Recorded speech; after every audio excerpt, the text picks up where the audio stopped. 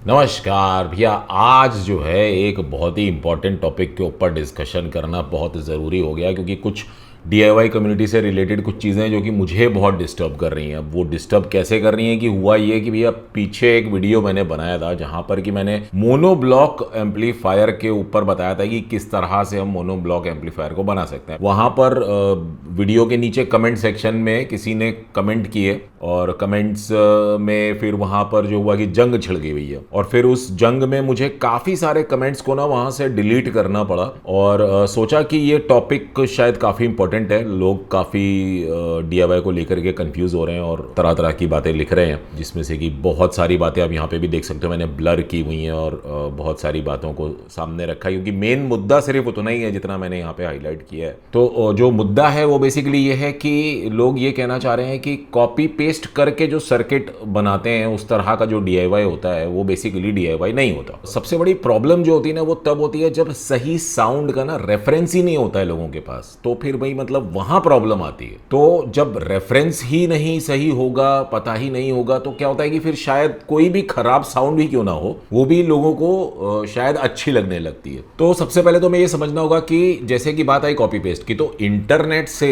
कोई भी circuit design को डाउनलोड करो और उसके बाद एक डीआईवाई बोर्ड जिसे हम कहते हैं एम्पलीफायर बोर्ड उसे बना लो, और या फिर आप बाजार से कोई बना बनाया मॉड्यूल एम्पलीफायर मॉड्यूल डीआईवाई वाला टाइप का कोई भी आप खरीदो और उसको एक बॉक्स में लगा करके ट्रांसफार्मर पावर सप्लाई वगैरह सब खरीद के बॉक्स में वायरिंग वगैरह करके एक लगा दो, तो वो एक्चुअल डीआईवाई नहीं है, ये सिर्फ असेंबली हुई, ये हमने असेंबल किया है। और अगर ये सब करते दौरान लेट्स से कि वायरिंग गलत हो जाए, ग्राउंडिंग गलत हो जाए, पीएसयू वीक हो, हमारा पीसीबी लेआउट में फ्लॉज हो, तो रिजल्ट होगा सिर्फ नॉइज, हम, डिस्टॉर्शन और भैया आर्टिफिशियल साउंड। तो भैया जो बात यहां पर समझने वाली है बड़ी इंपॉर्टेंट सी, वो ये कि जुगाड़ और डीआईवाई में बहुत फर्क होता है। और एक सबसे बड़ी बात ये कि ये बिल्कुल भी ज़रूरी नहीं है कि डीआईवाई करने के लिए किसी के पास इंजीनियरिंग की डिग्री हो, ये बिल्कुल भी ज़रूरी नहीं है। लेकिन होना क्या चाहिए, इंजीनियरिंग वाली सोच, जिस तरफ हम अपनी सोच को ले जाएं वो दिशा इंजीनियरिंग की तरफ होती हुई गुजरनी चाहिए। अब इसका मतलब ये भी नहीं है कि भैया मैं ये कह रहा हूं कि जो इंजीनियर्स हैं वो डीआईवाई नहीं कर सकते, बिल्कुल कर सकते हैं। जो इंजीनियर्स हैं वो तो ऑब्वियसली डीआईवाई कर ही सकते हैं, लेकिन ये कोई मैंडेटरी नहीं है कि डीआईवाई करने के लिए इंजीनियर होना जरूरी है। डीआईवाई का जो बेसिकली आधार होता है, जिस चीज पर डीआईवाई हमारा खड़ा होता है, वो होता है समझना, सीखना, गलतियां करना और अपनी ही गलतियों को सुधारना। बहुत सारे जो वर्ल्ड क्लास डिजाइनर्स हैं वो भी खुद से ही सीखे हुए हैं, वो जरूरी नहीं कि वो इंजीनियर्स ही हैं। मतलब आज की डेट में भले ही हम उनको इंजीनियर्स बोल सकते हैं, कहने का मतलब वही ना कि डिग्री नहीं थी, बट उन्होंने सीखा, करा और इस स्केल पर वो चले गए, इस लेवल पर चले गए उस दुनिया में डीआईवाई की, कि वो ऐसे डिजाइनर बन गए कि वहां पर उन्होंने मतलब क्या क्या नहीं हासिल कर लिया। बहुत तरीके के ऐसे डिजाइनर्स हैं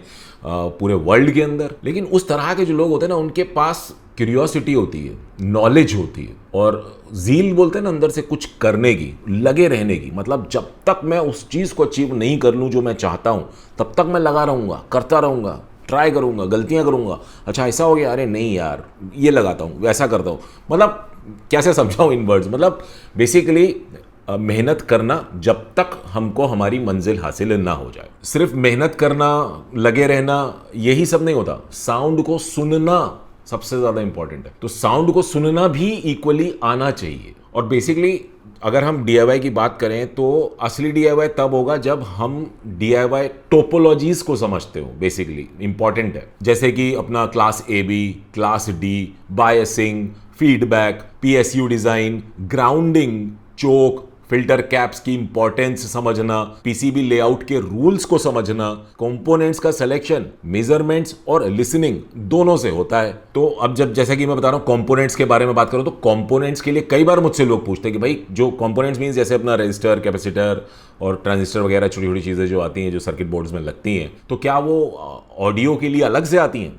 तो उसका जवाब है जी हाँ, बिल्कुल ऑडियो के लिए अलग से आती हैं। पावर सप्लाई के लिए बल्क फिल्टरिंग में हम अक्सर इलेक्ट्रोलिटिक कैपेसिटर्स यूज करते हैं, लेकिन रेल्स को क्लीन रखने के लिए इनके साथ छोटे फिल्म या सिरेमिक बाईपास कैप्स लगाने चाहिए, तभी तो हाई फ्रीक्वेंसी नॉइज कंट्रोल होता है। सिग्नल पाथ में फिल्म कैपेसिटर्स जनरली क्लियरिटी और लोअर डिस्टॉर्शन देते हैं, इसलिए कपलिंग फीडबैक में ये बेटर चॉइस होती है। और खास तौर पे पावर सप्लाई में जो डीसी करंट को स्मूथ करने के लिए जो कैपेसिटर्स का हम लोग यूज करते हैं, उनकी सिर्फ और सिर्फ वैल्यू जो उस पर लिखी होती है, हम लोग चले जाते हैं कि अरे 10,000 यूएफ का है, ये 15,000 यूएफ का है, 22,000 यूएफ का है, या 100 वोल्ट का है या 80 वोल्ट का। सिर्फ उतना ही नहीं, डाटा शीट जो उसके साथ मिलती है उसमें बहुत सारी चीजें होती हैं जिन पर भी हमें ध्यान देना चाहिए। ईएसआर यानी कि equivalent series resistance, ripple current rating, voltage rating, temperature rating और impedance versus frequency curve, random non audio या ये जो सस्ते कैपेसिटर्स आते हैं मार्केट में लोकल, वो ही डीआईवाई की दुनिया में हमें देखने को मिलता है। मैंने ये पिछले वीडियो में भी कवर किया था। प्रॉब्लम हम लोगों की है कि हम लोगों को ये लगता है कि एम्पलीफायर बोर्ड बड़ा अच्छा क्वालिटी का होना चाहिए, वो बहुत अच्छा वाला ले लेता हूं, पावर सप्लाई पे कोई फोकस नहीं करता हूं। जबकि पावर सप्लाई पर ज्यादा ध्यान देना चाहिए, क्योंकि भाई देखो, करंट जितना साफ, मैं हमेशा बोलता हूं ना, करंट जितना साफ सुथरा होगा उतनी साफ सुथरी साउंड होगी। करंट गुजरता कहां से, सर्किट में आता कहां से, टोरॉइडल ट्रांसफार्मर या कोई सा भी ट्रांसफार्मर जो आप यूज कर रहे हो, कोई वहां से निकल करके फिर जाता है वो आपके पावर सप्लाई में। तो पावर सप्लाई में जो सबसे बढ़िया चीज हो रही होती है वो होती है हमारा डीसी करंट जो हो रहा है वो स्मूथ हो रहा होता है, और वही जो करंट स्मूथनेस है वो कैपेसिटर्स के ऊपर डिपेंड करती है। और वो कैपेसिटर्स के ही बारे में मैं बता रहा हूं कि वो कैपेसिटर्स कोई ऑर्डिनरी कैपेसिटर्स नहीं होनी चाहिए, क्योंकि लो ईएसआर और हाई रिपल करंट कैपेबिलिटी से ही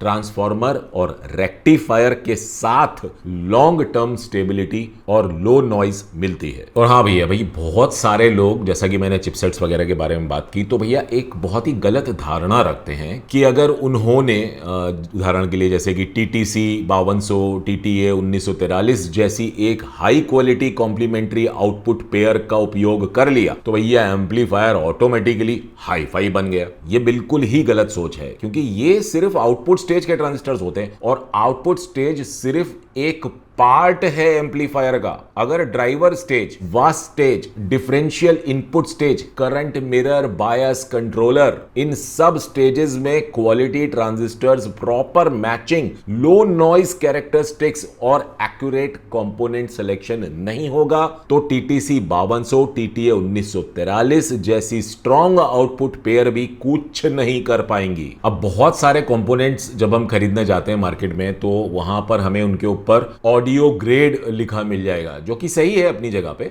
लेकिन हमको हमेशा डाटा शीट और मेजरमेंट्स चेक करने ही चाहिए। कोई भी कंपोनेंट हम लें, भले ही उस पे ऑडियो ग्रेड क्यों ना लिखा हो। अब सस्ते कंपोनेंट्स जो आते हैं लोकल, उनमें क्या है कि भाई आप लगा करके एम्पलीफायर बजा तो लोगे, लेकिन रियल हाई फाई साउंड तभी मिलेगी जब हर स्टेज में सोच समझ के कंपोनेंट्स सेलेक्ट करेंगे और उनको प्रॉपरली इंप्लीमेंट करेंगे। और यही फर्क है अपना जुगाड़ डीआईवाई और इंजीनियरिंग की सोच रखते हुए डीआईवाई करने में। और इन सबसे ऊपर एक चीज है कि हमें साउंड को सुनना आना चाहिए। किसी ने क्वेश्चन भी किया था कि साउंड को सुनते कैसे हैं। मैंने इस चीज के ऊपर ऑलरेडी डिटेल्ड वीडियो बनाया भी हुआ है। आज ये वीडियो मतलब थोड़ा लंबा होने वाला है, लेकिन यहां पर आपको समझ में सब कुछ आ जाएगा। इतना मेरे को लगता है कि मेरी तरफ से मैं जितना हो सके मैं बताने की कोशिश करूंगा। तो रियल लाइफ में जब हम किसी इंस्ट्रूमेंट को सुनते, कोई भी इंस्ट्रूमेंट हो सकता है, बांसुरी हो सकती है, गिटार हो सकता है, तो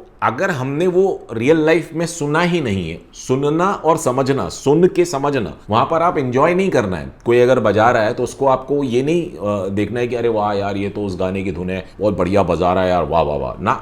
इंस्ट्रूमेंट को सुनना है, फील करना है कि किस तरह की साउंड निकल रही है, क्या कैरेक्टर है उस साउंड का। जब आप जैसे कहीं किसी कॉन्सर्ट वगैरह में गए हो, या फिर आप जैसे कि रेस्टोरेंट वगैरह में भी जाते हैं तो वहां पर भी लाइव परफॉर्मेंस कई बार आपने सुनी होंगी। ड्रमर कोई ड्रम बजा रहा है, सिंगर जो गा रहा है उसका किस तरह का नोट्स अप एंड डाउन हो रहे हैं, उसकी वॉइस कैसी है। एक तो वो होता है, वो हर कोई कर सकता है, वो हर किसी के लिए आसान है कि लाइव परफॉर्मेंस को जाके सुनना समझना। मेरा कैसा था कि भाई मैं तो फिल्म एंड टेलीविजन इंडस्ट्री से जुड़ा हुआ हूं, तो वहां पर तो भैया जब इंस्ट्रूमेंट्स लाए जाते हैं एक एनवायरनमेंट में प्रॉपर, तो हर इंस्ट्रूमेंट को वहाँ बजाया जाता है। तो जब बजाया जाता है तो लाइव बज रहा होता है। अब जैसे कि रिकॉर्डिंग के बारे में बात करें तो एक कमरा होता है कि जहाँ पर कोई इंस्ट्रूमेंट को बजा रहा होता है, और दूसरे कमरे में रिकॉर्डिंग स्टूडियो जहाँ पर वो लोग जो भी इंजीनियर बैठ के रिकॉर्ड कर रहा होता है, वो वहाँ पर उसको स्पीकर्स पे सुन रहा होता है, और जो रियल साउंड होती है वो बज रही होती है उस कमरे में जहाँ पर कि वो जो ड्रमर है या जो गिटारिस्ट है वो वहाँ पे उसे बजा रहा है। पहले तो जैसे कि इंजीनियर है तो वो पहले जाएगा, उसको सुनेगा कि भाई ज़रा बजाओ तुम यहाँ पर, ये कैसा साउंड आता है, मेरे को सुनना है, समझना है। फिर वो अकॉर्डिंगली वहाँ पर माइक्रोफोन्स जो कि बहुत ही हाई क्वालिटी के होते हैं उनका प्लेसमेंट अकॉर्डिंगली करेगा। फिर उसको सुना, समझा, और वो माइक्रोफोन और मेजरमेंट्स बहुत सारी चीज़ें होती हैं वहाँ पर, उतना डीप में नहीं जाऊँगा, मोटा मोटा समझने की बात है। तो जो इंजीनियर है उसने सुना, उसको क्लियरली पता है अभी कि ये ड्रम इस तरह का इस एनवायरनमेंट के साथ यहाँ बज रहा है। अब मैं जाता हूँ और जाकर के अपनी मशीन पर अपने स्पीकर्स पे उन्हें सुनता हूँ। वहाँ जाकर के भाई फिर वो बैठेगा, उनको बोलेगा बजाओ वापस से, तो वो बजाएंगे। फिर वो वहाँ पर उसको सुनेगा, उसको ट्यून व्यून करने के लिए बोलेगा माइक्रोफोन, मतलब ये सब जो भी होगा वो एक प्रोसेस हो गया वहाँ पर। तो सुना कहाँ, रियल इंस्ट्रूमेंट को, एंड देन स्पीकर्स पे मिक्सिंग फिर उसके बाद जो होती है वहाँ से फिर तब जाकर के वो ऑडियो फाइल ट्रैक जो हम बोलते हैं, जो प्रॉपरली इस तरह से एकदम प्रॉपर सुन के समझ के सही लेवल्स के साथ जब कोई ट्रैक रिकॉर्ड होता है और वो फाइनल आउटपुट स्टेज में निकल करके हमारे सामने आता है, तो उसको हम कह सकते हैं ऑडियो फाइल ट्रैक। कहाँ हम सुन सकते हैं उन ट्रैक्स को हाई क्वालिटी के, तो वो एप्पल म्यूजिक पे सुन सकते हैं, जो सबसे अच्छा आज की डेट में एप्लीकेशन है वो। तो बेसिकली पूरी बात मेरा एक्सपीरियंस जो है ये एक छोटा सा पार्ट है। मैंने लाइव कॉन्सर्ट्स भी बहुत सुने हैं। मैं तो इवन कि कई बार तो मैंने एक उदाहरण भी दिया था, मैं घर के नीचे से एक बांसुरी वाला निकलता है, मैं खिड़की खोल के उसको सुनता हूँ। कई बार मैं नीचे होता हूँ, वो मिल जाता है तो मैं उसको खड़ा होकर सुनता हूँ। कई बार मैं कहीं गया हूँ लेट्स से कि मार्केट में, और वहाँ कोई ढोलक बजा रहा है, जो ढोलक बेचता है, जो बच्चों के लिए नहीं, छोटी ढोलक, बड़ी ढोलक, वो डमरू टाइप भी बेचते हैं, बट वो बजाते हैं जब वो बड़ा अच्छा बजाते हैं, सारंगी बजाते हैं, राजस्थान साइड में आपने सुना होगा, वो हो गया। बहुत तरह तरीके के आपको इंस्ट्रूमेंट बजाने वाले आपको रियल लाइफ में रोड पे भी मिल जाएंगे। तो वहां से नेचुरल साउंड इंस्ट्रूमेंट्स की कैसी निकल रही है वो आपको समझेगी। वो लोग गाना भी गा रहे होते हैं, सिंगर की तरह वो भी गा रहे होते हैं, तो वहां से आपको वो mix of instrument and vocal का एक अंदाजा लगता है। एंड देन फिर उससे बेटर होता है रेस्टोरेंट्स में, एंड देन परफेक्टली बेटर आपको मिलेगा लाइव कॉन्सर्ट्स जो होते हैं बड़े बड़े आर्टिस्ट के। आप वहाँ जाएं, सुने उनको, वहाँ पर फील करें कि क्या रियलिटी है, क्योंकि हर कोई तो स्टूडियो के अंदर उतना हाईली एनवायरनमेंट जो रहता है, एकदम हाईली प्रोफेशनल एनवायरनमेंट, वहाँ पर तो हर कोई नहीं पहुँच सकता। बट इस तरह से आप जो है वो थोड़ा साउंड को, रियल साउंड को सुनना जो है वो समझें कि साउंड सुन करके कि कैसी साउंड बज रही है। और इसके बाद आउटपुट स्टेज पर हम साउंड सुनते हैं, स्पीकर्स से साउंड को कैसे सुनना है वो भी बताता हूँ। लेकिन उससे पहले थोड़ा सा एक और चीज़ के बारे में बताना चाहूँगा, जो कि अपने इंडिया में सबसे बड़ी प्रॉब्लम है। प्रॉब्लम को भी समझ लेना जरूरी है, तभी उसका सॉल्यूशन समझ में आएगा। जनरली अपने इंडिया में लोगों को क्या लगता है कि भैया ज़्यादा बेस का मतलब हुआ ज़्यादा अच्छी साउंड क्वालिटी। भाई इसमें बेस बहुत बढ़िया आता है यार, ये सिस्टम भाई बहुत बढ़िया, इसकी साउंड क्वालिटी है, मज़ा आ गया। या फिर अगर किसी को लगता है कि इसमें ट्रैवल बहुत ज़्यादा है यार, इसकी क्लियरिटी ज़बरदस्त, क्या ट्रैवल निकल के आ रही है यार, क्या क्लियरिटी है इसकी। और फिर उसके बाद जो तीसरा पॉइंट है लाउडनेस, लोगों को लगता है कि भाई लाउड बहुत, कितना तेज़ बज सकता है, कितनी दूर तक आवाज़ जा सकती है, तो उससे वो अंदाज़ा लगा लेते हैं कि भाई ये तो बहुत ज़बरदस्त पावरफुल एम्पलीफायर है। नहीं ये सब गलत है। यही वो प्रॉब्लम्स हैं जिसकी वजह से हम एक्चुअली रियल साउंड ना फील कर पाते हैं, ना सुन पाते हैं, ना समझ पाते हैं, क्योंकि ये रियल है ही नहीं। बहुत सारे ऐसे इंस्ट्रूमेंट हैं, जैसे कि अभी हम सारंगी की बात की, तो सारंगी जब घिसते हैं तो उसका बहुत सारा सेक्शन ट्विटर में जाता है, और काफ़ी सारा सेक्शन जो है वो base section, mid base, upper mid base के सेक्शन में भी आता है। तो इट ऑल डिपेंड्स कि स्पीकर कैसा है और किस तरह से उसका फ्रीक्वेंसीज का विभाजन हो रहा है। ट्रेबल, ट्विटर, बेस, वूफर तो उसके बीच में लगता है क्रॉसओवर, तो वो बहुत सारा प्रोसेसिंग है। तो वहाँ पर जितना अच्छी तरीके से आपका स्पीकर बिल्ड होगा, उतनी अच्छी तरीके से आप बेस, ट्रेबल, एम्पलीफायर के अंदर बेसिकली आ जाते हैं मुद्दे पर। DIY हम कर रहे हैं बोर्ड, तो अब वो बना तो लिया या हमने खरीद लिया बना बनाया, तो अब उसको हम सुनेंगे कहाँ, समझेंगे कहाँ, कैसे पता चलेगा कि वो कितना अच्छा है। जो मैंने बात बताई थी ट्रैक्स की जो रिकॉर्डिंग होती है और वो जो ऑडियो फाइल ग्रेड के ट्रैक्स, वो जो ट्रैक्स हैं उनको हम सुनेंगे स्पीकर्स पे। जो हमने लिया है, वो जो भी मॉड्यूल या बनाया है, वो कितना अच्छा है वो स्पीकर्स बता सकते हैं हमारे। तो स्पीकर्स का हाई फाई ग्रेड का होना, हाई फाई ग्रेड से मतलब यानी कि जो एकदम नेचुरल साउंड है उसको रिप्रोड्यूस करने के काबिल हों वो स्पीकर्स, तभी जब हम अपना वो बोर्ड लगाएंगे तो हमको समझ में आ जाएगा कि भाई ट्रैक भी ऑडियो फाइल है, स्पीकर्स भी मेरे हाई फाई हैं, जो बोर्ड मैंने अभी लगाया है इसको लगाने के बाद यार मज़ा नहीं आ रहा है, आपको समझ में आ जाएगा। या अरे यार क्या बात है, क्या एकदम बिल्कुल नेचुरल बज रहा है, ये बोर्ड बहुत सही है, पता चल जाएगा। तो वैसे पता चल सकता है। तो अब सोचने वाली बात यह है कि मान लो कि अगर आपका जो भी स्पीकर है अगर वो ही हाई फाई कैटेगरी का नहीं है, मतलब उसका जैसे कि इमेजिंग जो हम बोलते हैं ना, साउंड स्टेज, वो ही अगर सही नहीं है, स्पीकर ही सही नहीं है, तो आप एम्पलीफायर मॉड्यूल जो भी आप लेके आ रहे हो और उस पर आप जो भी गाना सुन रहे हो तो आपको वो सही सुनाई ही नहीं दे रहा। स्पीकर ही सही नहीं है तो भाई सुनाई कैसे सही देगा? एम्पलीफायर मॉड्यूल आपका कितना ही अच्छा आप ले लो तो आप कैसे समझोगे? नहीं समझ पाओगे। तो इसलिए स्पीकर सबसे पहली प्रायोरिटी होनी चाहिए कि एक प्रॉपर हाई फाई स्पीकर हमारे पास होना चाहिए। और सिर्फ स्पीकर के हो जाने से नहीं हो जाता कि भाई हमारे पास हाई फाई स्पीकर हमने ले लिया, भाई सब कुछ हो गया। अब भाई उसका प्लेसमेंट, अब देखो यहाँ पे मैंने तो ये वीडियो बनाने के चक्कर में कैसे रख दिया, इधर रखा है, पीछे रखा है, कुछ भी, ये कोई प्लेसमेंट नहीं है। प्रॉपर प्लेसमेंट स्पीकर्स का कैसा आपके रूम के हिसाब से या स्पीकर प्लेसमेंट के हिसाब से रूम का ट्रीटमेंट, तो रूम का ट्रीटमेंट अगेन बहुत इंपॉर्टेंट, सबसे ज्यादा इंपॉर्टेंट। हर एक चीज आपकी जब तक एक्यूरेट नहीं होगी तब तक आप अपने किसी भी डीआईवाई किए हुए एम्पलीफायर बोर्ड से जो भी साउंड सुन रहे होगे वो कभी भी कैसी भी तरह से आप सही तरह से उसको नहीं सुन पा रहे होगे। तो अनटिल अनलेस जब तक पूरा प्रॉपर सेटअप नहीं है तब तक आप कुछ भी सुन रहे हो तो वो सही सुन ही नहीं रहे हो। मतलब ये मैं अपना एक्सपीरियंस बता रहा हूं, मेरे लिए जब तक एक प्रॉपर स्पीकर का प्लेसमेंट ना हो, एक प्रॉपर डेडिकेटेड रूम ना हो, तब तक जो भी एम्पलीफायर मॉड्यूल या जो भी डीआईवाई सर्किट बोर्ड मैं अगर लेके आऊं या बनाऊं और उसको सुनूं, तो जब तक वो माहौल नहीं होगा सही तब तक मैं उसको सही नहीं बोलूंगा जो उसमें से साउंड निकल रही होगी। अब टेस्टिंग करने के और बहुत सारी स्टेजेस होती हैं, अलग अलग तरीके के तरह से टेस्टिंग की जा सकती है फ्यूचर में, और टेक्निकली किस तरह से चेक करते हैं और वो सब चीज़ों के बारे में भी बता देंगे। लेकिन एंड रिजल्ट आप मान के चलो कि जब तक आप सही तरह से साउंड को सुन नहीं रहे हो तो कोई भी एम्पलीफायर मॉड्यूल हो, स्पीकर हो, कुछ भी हो, वो सही नहीं बना है। तो मतलब सही सुनने के लिए, सही जजमेंट लेने के लिए स्पीकर्स का प्लेसमेंट, सही रूम अकोस्टिक्स, हर एक चीज़ का ध्यान रखना बहुत ही ज़्यादा ज़रूरी है। अदरवाइज पता है क्या होता है कि वो सिर्फ एक ना गैस वर्क रह जाता है, अंदाजे से एक चीज़ चल रही होती है, अच्छा हमने ये लगाया, अरे ये बेस्ट क्वालिटी का, अरे ये तो इससे अच्छा तो कुछ नहीं मिलता बाजार, ये तो बढ़िया बन गया, एकदम परफेक्ट है, इससे बढ़िया कोई चीज़ नहीं है।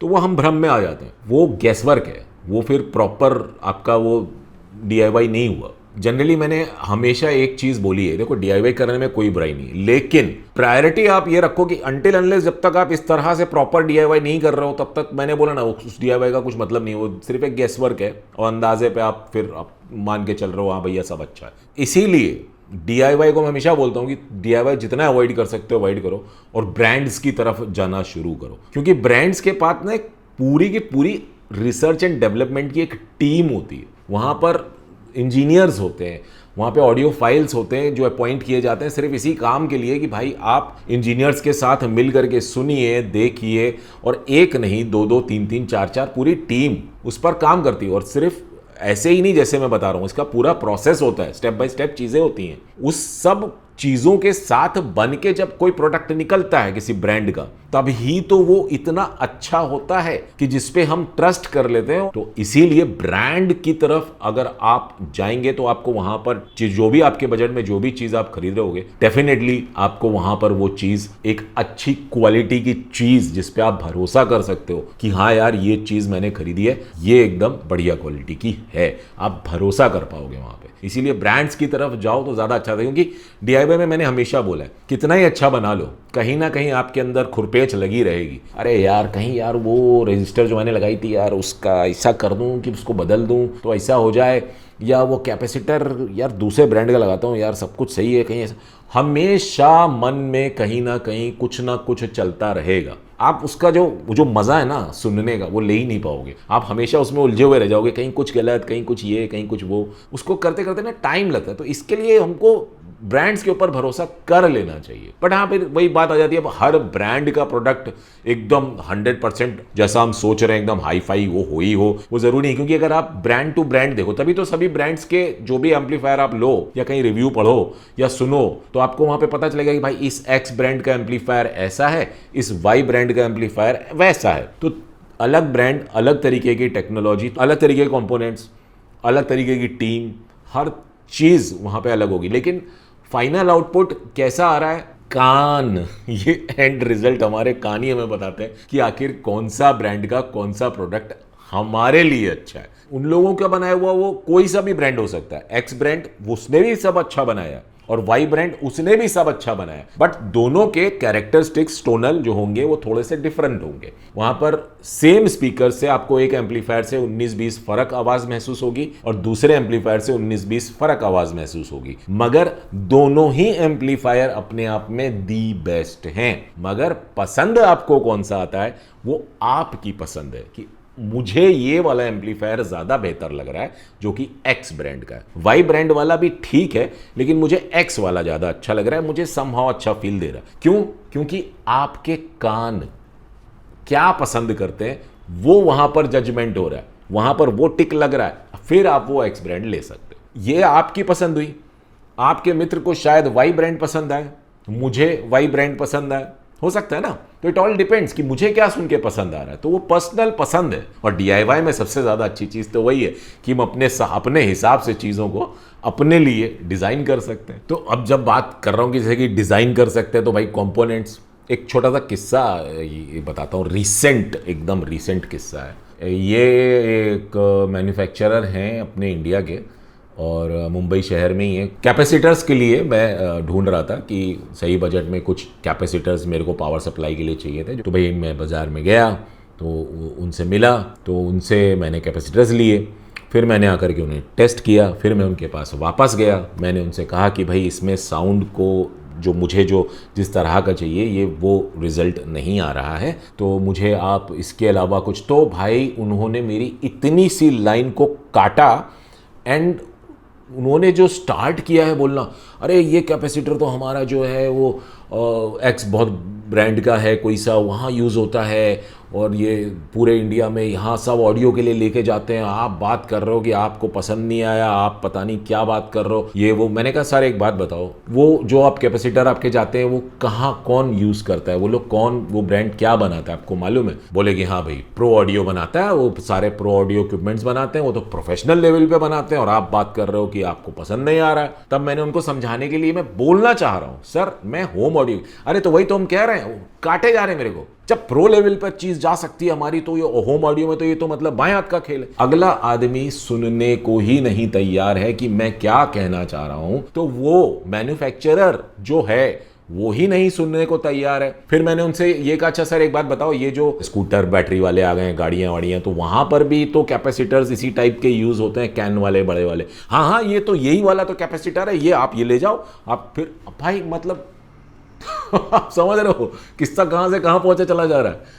तो जब इस तरह से कोई सुनने को ही नहीं तैयार तो भाई हम क्या करेंगे? फिर विदेशी कंपनियों से फिर कांटेक्ट करना शुरू किया, फिर वहां से बातचीत हुई। खैर ये तो अलग के किस्से की बात है। तो किस्सा बताया मैंने कि प्रॉब्लम ये है अपने यहाँ पर कि सुनने को नहीं तैयार हैं लोग। तो अब इसी एक्सपीरियंस के हिसाब से ऐसा नहीं है कि सारे ब्रांड्स ऐसी तरीके के होंगे या क्या नहीं, लेकिन क्या है ना कि एक ट्रस्ट नहीं बिल्ड हो पाता लोकल मार्केट में। फिर समझ में नहीं आता भाई हम किसके पास जाएं और किससे क्या खरीदें नहीं खरीदें। तो जो मेरा एक्सपीरियंस है उसके हिसाब से बताऊंगा। जैसे मोजर करके एक वेबसाइट है, फिर डिजी की करके एक वेबसाइट है, फिर पार्ट्स एक्सप्रेस करके एक वेबसाइट है, वहां से मैंने, मेरा एक्सपीरियंस ये रहा है कि मैंने जितनी भी चीजें मंगाई हैं वो सब चीजें मेरे को तो ओरिजिनल मिली हैं। तो इसलिए मैं आपको ये रिकमेंड कर सकता हूं कि आप वहां से कोई भी चीज ले सकते हो, मगर फिर भी सैंपल के तौर पे पहले मंगा के देखना, उन्हें चेक करना, क्योंकि देखो बिना चेक किए तो कुछ बल्क में ऑर्डर करने से पहले हमेशा सैंपल लो, सैंपल की टेस्टिंग करो अपनी जो भी इक्विपमेंट्स आपके पास हैं उनके साथ, एंड देन फिर फाइनल करो कि अगर आपको बल्क में ऑर्डर देना है तो किसी के कहे पे मत जाओ कि किसी ने कह दिया वो अच्छा है, अरे वो बढ़िया है।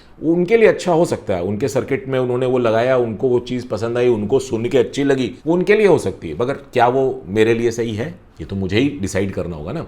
हर चीज़ सुनने से ही एंड ऑफ द डे जुड़ी है। और हर, जैसे मैंने बताया, हर एम्पलीफायर के बारे में बताया, ब्रांड्स के बारे में, वैसे ही कोई कैपेसिटर बनाने का ब्रांड उसका डिफरेंट हो सकता है। सुनने के ऊपर, नंबर वैल्यूज़ के ऊपर डिपेंडेंट नहीं रहना है हमको, एंड रिजल्ट सुनना है कानों से, और उसके बाद ही फाइनल करना है कि मेरा DIY सर्किट रेडी है मेरे हिसाब से। पॉइंट समझने वाला ये है कि DIY जो है ना वो एक जर्नी है, जर्नी। वो कोई ईगो में नहीं आना चाहिए, अरे उसका बेकार है, उसका अच्छा नहीं है, इसको कुछ नहीं आता, ये बेकार आदमी है। अब भी रिसेंटली जो वीडियो बना उसके नीचे यही सब बातें चल रही थी। ऐसा नहीं है, सब लोग अपने हिसाब से सब चीज़ें कर रहे हैं, सीख रहे हैं, आगे बढ़ रहे हैं भाई, तो आप भी उनको सपोर्ट करो, तो आप ही के लिए कल को आने वाले टाइम में अच्छा होने वाला है। अगर आज आप उन्हें सपोर्ट करोगे, कल वो और अच्छी चीज़ बनाएंगे, परसों और लोग उन्हें सपोर्ट करेंगे, तरसों वो और अच्छी चीज़ बनाएंगे। और सबसे ज़्यादा इंपॉर्टेंट बात है, हम लोग यहाँ साउंड की बातें करते हैं, तो साउंड को रेस्पेक्ट करो। और हाँ भैया, ये मज़े की बात तो ये भी है कि कमेंट सेक्शन में ना एक और तूफान आया हुआ है, जहाँ पर की बात चल रही है कि भैया स्पीकर प्रोटेक्शन जो सर्किट बोर्ड होता है उसमें लगती है रिले, उसको लेकर के एक वीडियो में डेफिनेटली बनाऊंगा, क्योंकि बड़ा ही कन्फ्यूजन एक्चुअली क्या है ना कि मेरे को समझाना पड़ेगा, अदरवाइज वही प्रॉब्लम है कि जो सुना जो पढ़ा वो सही है। एक्सपीरियंस करना भी कोई चीज़ होती है, और एक्सपीरियंस करने के बाद जब आप जाते हो उस चीज़ की डीप डाइव मारते हो उस चीज़ के अंदर, आपको समझ में आता है कि मेरे एक्सपीरियंस में क्या गलत हो रहा था और क्या सही होना चाहिए, उस गलती को सुधारने के लिए, सुधारने के बाद क्या सही होगा। तो वो सब चीज़ों के हिसाब से वो वीडियो भी लेके आऊँगा, और साथ ही एक और वीडियो भी लेके आऊँगा जहाँ पर कि बताऊँगा SMPS और टोरॉइडियल, क्योंकि भी ये जो टोरॉइडियल और EI के ऊपर मैंने रिसेंटली वीडियो बनाया, वहाँ पर लोगों ने बहुत ज़्यादा पूछा कि भाई SMPS क्यों नहीं यूज़ कर सकते, SMPS क्या प्रॉब्लम है, ये वो। मेरे ख्याल से अब आप लोगों को काफ़ी हद तक बहुत सारी चीज़ें समझ में आ गई होंगी DIY को लेकर के, कि आखिर DIY को खुद से करना चाहिए रादर की कुछ बनी बनाई चीज़ों में से पसंद करना चाहिए। और अगर आपको मिला जुला करके पूरा वीडियो ये अगर पसंद आ गया हो तो भैया नीचे लगे लाइक के बटन को ज़रूर दबा दीजिएगा। और यदि आप लोगों ने मेरे चैनल को अभी तक सब्सक्राइब ना किया हो तो भैया उसे भी सब्सक्राइब ज़रूर कर लीजिएगा। और फिलहाल मैं आप लोग से आगे लेना चाहूँगा। आप लोगों का बहुत बहुत धन्यवाद।